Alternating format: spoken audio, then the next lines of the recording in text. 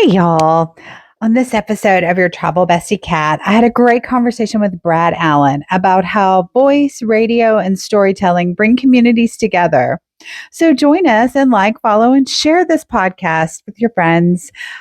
Your Travel Bestie Kat is so excited to talk to Brad Allen and thank him so much for joining us today. So say hi, y'all. Good morning. How are you? I'm good. How are you? I'm doing good, doing good. Friday, the weekend is almost here. Yes, it's Friday. I'm so excited. I'm curious, what's your typical day look like in your role as the production manager with the radio and everything, and how you got Wow. your first radio gig? Yeah. Well, it's a very interesting question because I'll tell you, I've been doing this radio thing for ever since I was a junior in high school. We won't say how long ago that was. But Bless you. one of the things about radio in general, no matter what position that you are, whether you're on the air or the off the air or the programming or production or sales or engineering or promotions, et cetera, it's never a 9 to 5 day. It is very, it can be challenging, sometimes maybe a little aggravating. Certainly the hours can be long sometimes, but honestly, I mean, I've done every year. I mean, I've been the morning guy, I've been the midday, the afternoon, the night, the all night guy. I've been music director, program director, creative service guy, and of course now production director. And every job has its own challenges. But I'll be honest with you, there's nothing in the world that I'd rather do than what I've done. I've been blessed to be one of those people that had an opportunity to actually do what I wanted to do, growing up. That's And awesome. yeah, so a normal day, uh, it basically starts out with probably like most jobs, you start off with, checking your emails. I kind of do a prioritization list. Okay, are there any emergencies that day? Do we have any commercials missing, or something needs to be changed very quickly? So that goes to the top of the list. And then I sort of work the way down with, okay, what's priority two that we work that day? Do I have anybody coming in that's going to record a commercial? Do I have any meetings, et cetera, et cetera? And then once you kind of get your game plan set for the day, then you start to enact it and just work through. And, some days may end a little earlier and some days may go a little later. It just sort of depends on, Putting out fires, yeah. yeah, put out fires and how long, certain commercials take longer to put together than others and those type of things. So, I'm not on the air anymore. I kind of hung up the on-air shoes about 3 or 4 years ago, so I don't have an air shift anymore. Whereas before I was balancing the two between being on the air plus the production part. So that certainly I miss. There's a lot of being on the air part that I miss, but at the same time I sort of champion having those extra hours available during the day to put into production. So kind of in a nutshell, I guess that's pretty much, it's kind of like snowflakes. No two are ever alike. No Yeah. 2 days are ever alike. And would you say, radio is about storytelling? What makes a message or a story so memorable? Well, a lot of it has to do, number one, with who's telling the story. Also what if they are involved in the story themselves. I think the biggest thing of all is how does it relate to the person or the people that you're actually telling the story to. One of the things I know, like for our on-air talent, we really try to strive to make everything local and tie in so that people say, oh, driving down I-40, you know what, that just happened to me yesterday. They could really relate to that story as opposed to something in a tabloid somewhere that, may catch your interest, but doesn't really have any local appeal to it. But if you can take that tabloid story and tie it in and say, well, the same thing happened here in Knoxville last year, yada, yada, yada. So I think a lot of it is tying it into a relatable message to the people that you're talking to and talking with. Because voice is such a powerful connecting tool. And I know you made my ad for Cat's Perfect Getaways sound amazing, and I appreciate you. How do you feel like it connects us in the community? Because, travel connects cultures. Do you see that similarity between radio and travel and connecting all of us? Oh, yeah, and again, I think it's like, you're sort of telling a story still. You're telling stories about, so and so, so and so called in yesterday, or I had a client come in the other day who just got back from the Bahamas, or got back from a cruise, or got back from a trip. As a matter of fact, Mark from our morning show on Star just left yesterday for Portugal. He's traveling to Portugal, him and his family. Um, Obviously, they're on vacation next week, and so he'll come back with a bunch of stories to be able to relate to the audience when he's back on the air next week. So I think, and then like your commercials, which turned out awesome, and it was because of you, not me. They sound really Well, you good, and made every me time, sound good. I'm driving down the road and I'm hearing your commercial, and I said, man, I need to call Kat. That makes me really want to go, somewhere, anywhere to get away. And especially I think after, it's 5 o'clock in the afternoon and people sitting in their cars and they're listening to the radio and they hear your commercial come on and like, oh my gosh, that would be so wonderful to be able to go somewhere. Let me call Kat. I got to get that book. Yeah. This was a rough day. This was a hard day at work. It's Monday, so I think that connection between the being on the radio and delivering that kind of a message that you do with your commercials really resonates with people, and really I think really hits a button with people that are needing a getaway. Maybe not, they're not real sure exactly how to go about it. Well, Kat's your person. Yes. Kat is your connection. And I love doing it too. It's so much fun hunting things down for people. Have you had any travel experiences that changed your perspective personally or professionally? Well, I don't travel as much as I used to. I've got friends all over Florida, and I love to go down there and visit, and go to different places. I've got radio friends and even some family in different places that we go to. My first cruise to the Bahamas was just amazing because uh, you always hear all the stories about, oh, it's so beautiful, it's this, and you see the pictures. But as I'm sure you can attest better than anybody, pictures are great, but they never do it justice as to be there and to just feel that warm air and that Bahamas air, and just see the beauty and the waters and all the different colors. You really come back with a different perspective as opposed to what video you saw somewhere or pictures you saw somewhere. I remember the first time I went on that cruise 3 years ago or so, and I just took in all of that. The view from the ship where you're out in the middle of nowhere and nothing but water, and then getting onto the island and experiencing the people, and like I said, just the environment and all of that was just, that was really eye opening and changing for me in a way that I had never experienced before by watching videos and seeing pictures. Yes. Until you see that water too, you never have a good feel on how gorgeous it can be. Yeah. Now, Yeah.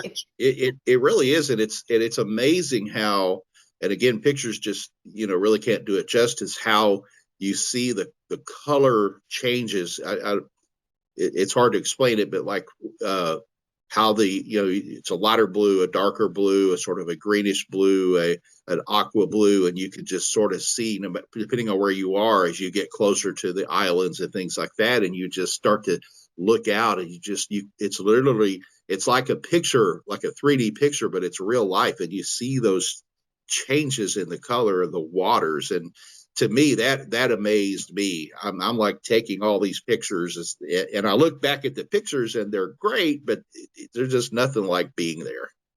hmm Now, if you could broadcast live from anywhere in the world, where would you pick and why? Ooh. Oh, Mm. you know what? That's a really good question. I could definitely.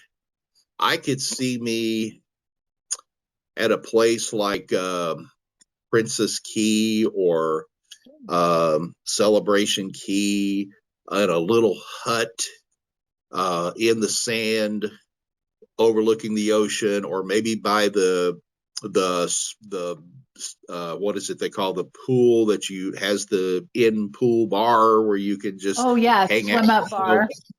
You swim up bar. I wouldn't be able to actually be in the water with all the electronic parts, but I could certainly be next to it, or like I said, in that hut on an island in the Bahamas, and just making people so jealous who are listening to me as to where I am right now. And oh, by the way, I'm working as I do this broadcast here from this beautiful Bahama island. I think that would be amazing. Hawaii, and we actually have the company that owns our stations. We actually have a group of radio stations in Honolulu, and our guy there is like, yeah, I went out and laid on the beach for a while, then I came to work, and then Oh, yeah, he has it so rough. yeah, he's a great guy. And it's I think to me, I'm such a tropical kind of guy. Any of those places like that, I think, would just be amazing to, be able to broadcast back to. And I think also, you when you're there and you're experiencing the people and the culture and the beauty of that place, wherever that place is, and to be able to broadcast that back to the audience, it might give them a little different perspective as well, as to just, again, going back to seeing it in pictures or hearing other people talk about their experience, because I'm like, oh, I'm here right now, oh look, there's dolphins, those type of things. Might have people say, gosh, I really, what, we need to call Kat, we need to get something set up. I'm sitting here listening to Brad broadcast this, and it's really making me want to go. What's Kat's number? Yeah. You've been in the radio world for forever, and I'm a new podcaster. And I know you said you haven't done a podcast, but you've listened to some and you're recording this for one now. What do you think are some common mistakes new podcasters and new radio folks make when they're getting started? I think one of the things, and it may not be quite as prevalent today as back all the years ago when I got in, but I think one of the things is you don't want to really be the star, so to speak. You want to be relatable. You want to just be one of the, one of the guys, one of the gals. Hey, I'm not talking down to you.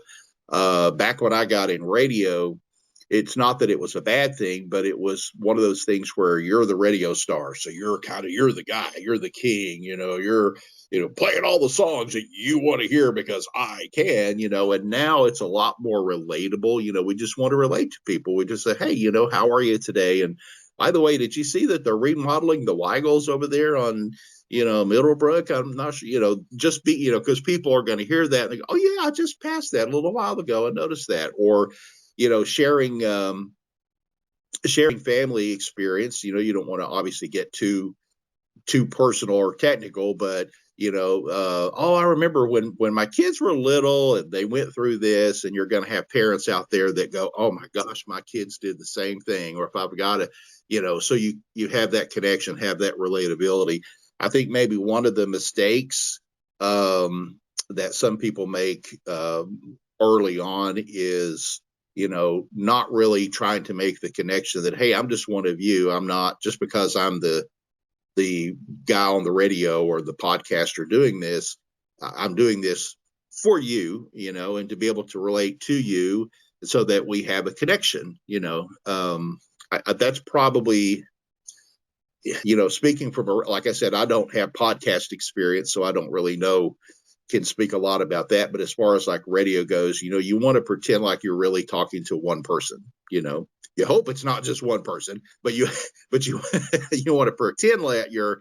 So we always try to stay away from, hey everyone, or hey, hey all of you, and just say, hey you, hey, we're talking to you. So the listener thinks that you're just talking to them, you're just relating to them, you're making that one-on-one connection. People, I think, and again, not to belabor the point, but I think that if you're a podcaster, it's kind of the same thing. Let's just pretend that you're just talking to that one person that's on your podcast, or one person that's listening, and make that connection. Authenticity is more important than perfection. Exactly. Yes. Yeah. What are some tips that entrepreneurs can instantly do to sound more professional on podcasts or on video? I think, again, just be real, be yourself. Try to, again, just be relatable.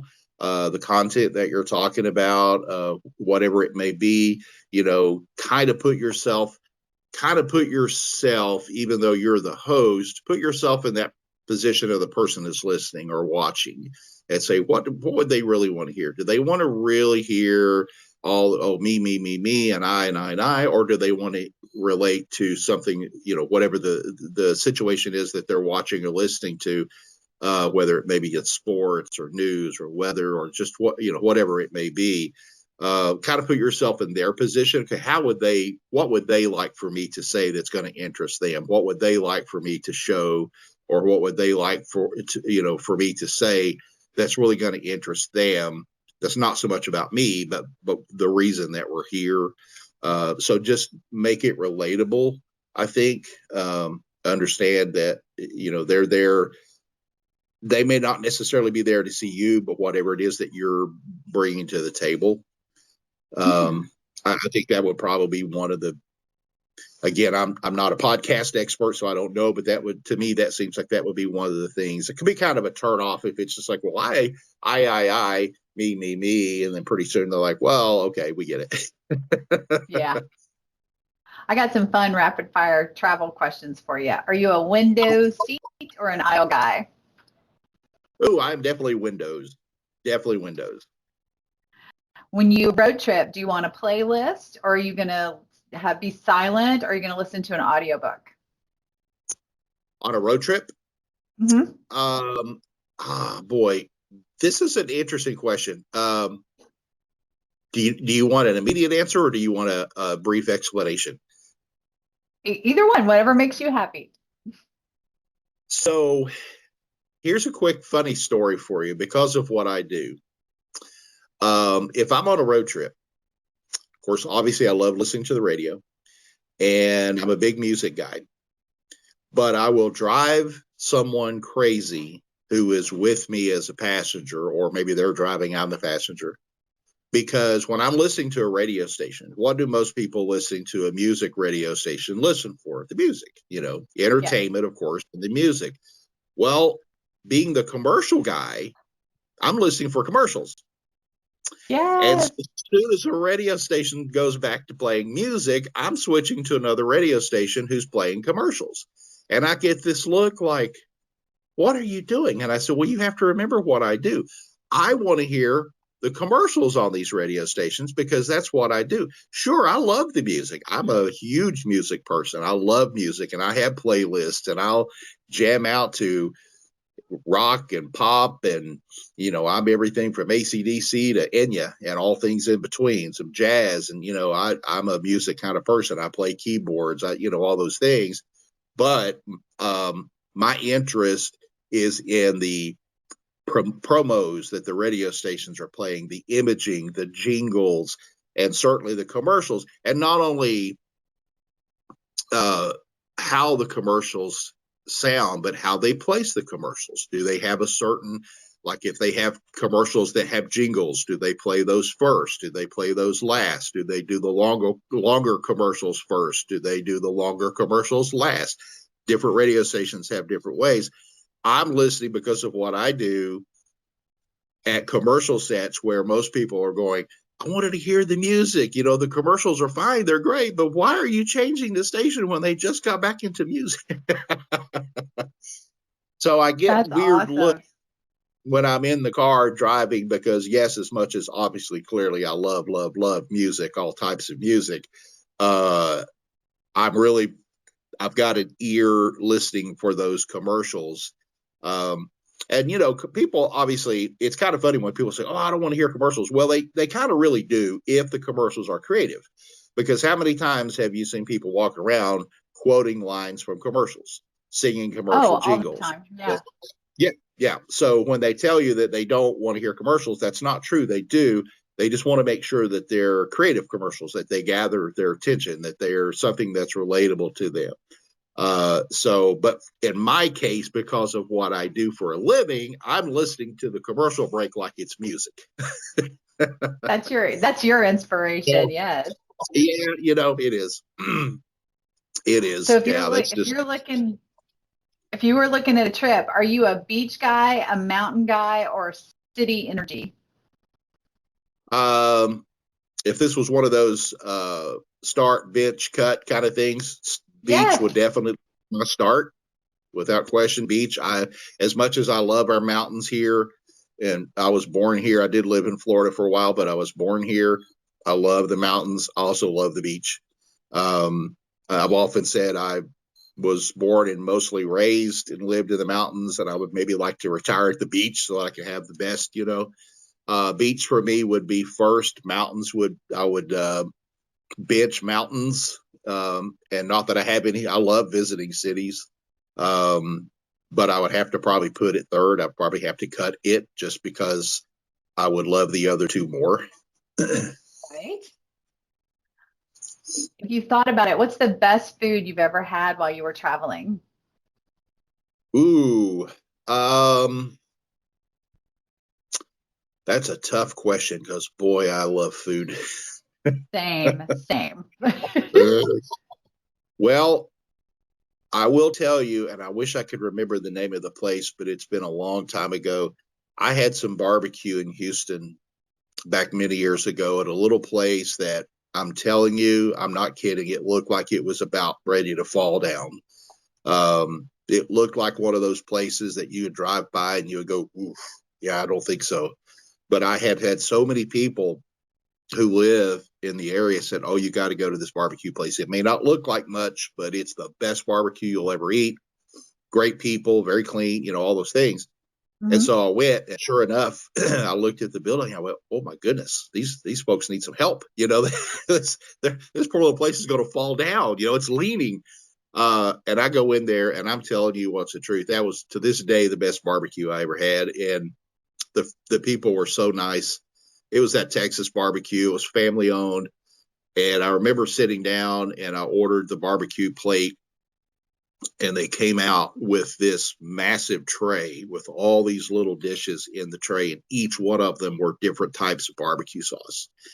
And I remember thinking I had to order more barbecue just to have enough barbecue to be able to sample all these different uh, types of barbecue sauce that they had that they offered. Um, I will never forget that barbecue experience on a trip to Houston one time. That was definitely top of the list. Had some great Mexican uh, dishes in Texas, in Florida, in Mississippi. Um, yeah, it's the seafood. I'm a. It's kind of funny with seafood. I don't think about seafood much here as much, even though I really like it. But first place we go every time we go to a beach or a coast somewhere, got to find a seafood place. Big shrimp guy, and there's a little place in Pensacola, Florida. Again, I can't remember the name of these places. That had some of the best shrimp I've ever had. You sit right out on the beach, and they bring it to you, and you order it, and you can get whatever kind of shrimp you want. And it was just, I mean, it literally was like they just literally caught it that morning and put it on your plate. So those are some memories as far as food that comes to mind. Yeah, anytime you can get it fresh, or as a Texan, if you can find a hole in a wall barbecue joint, you should definitely go. Okay, so my Yes. favorite question for you to end with was, what advice would you give someone afraid to put their voice out there into the world, whether it was doing a podcast or a vlog or anything like that? Well, I think you know it, it it's probably not for everybody, I would say, like most things. I think some people would really enjoy sharing their life, being, out there to more so than others. Like in radio, I've had people before that said, there's no way I could go on the radio. I just can't do it. And I said, well, you might, you don't know. It's not like you're standing on top of a stage with 10,000 people in front of you watching you. You're basically just in a room. They couldn't do it. And there's just no way they could, put themselves out there. And I understand it because like most things, it's not for everyone. But I think probably one of the things is like, if you have something that you'd like to share, if you have a good story, if you have a good product, or if you have a good, source, maybe you're doing some type of sports programming or something like that, give it a try. See, try not to, try it once and see how it goes. You might find out that, hey, this is not so bad after all. I'm not as tense, I'm not as scared, I'm not quite as frightful of the mic or of the video screen as I thought I was going to be. And actually, after I got into this, I started to find out I had more things to say that people were interested in than I originally thought. That might be one of the concerns with some people first starting out, is they feel like, well, I got nothing to say. I don't have any stories. I don't really have anything to share. But then after you start, you realize, oh, wow, I do. People are really liking this story that I'm telling about my kids or about my career or something like that. And next thing you know, you might find out that, you really can do it. So I think probably the advice I would have is just, give it a try, give it a shot. If you might find out that you might really like it. And if you don't, it's not something you have to keep continuing to do. I think that's excellent advice because you do just have to jump into it and don't be scared. Right. Right. Exactly. Yeah, you sure do. It's kind of like This was swimming for the first time. It can be a little daunting and scary thinking about getting in deep water, but once you realize that, oh, this swimming thing is easy, this is fun. Next thing you know, you're swimming every weekend. Yes. Thank you so much. This was My awesome. I pleasure. really appreciate you. My pleasure. Anytime, Kat. It's great to talk to you, and hopefully I'll see you back in the studio again soon. And Sounds good. Well, you have a beautiful Friday and thanks again. you as well, my friend. We'll talk to you later.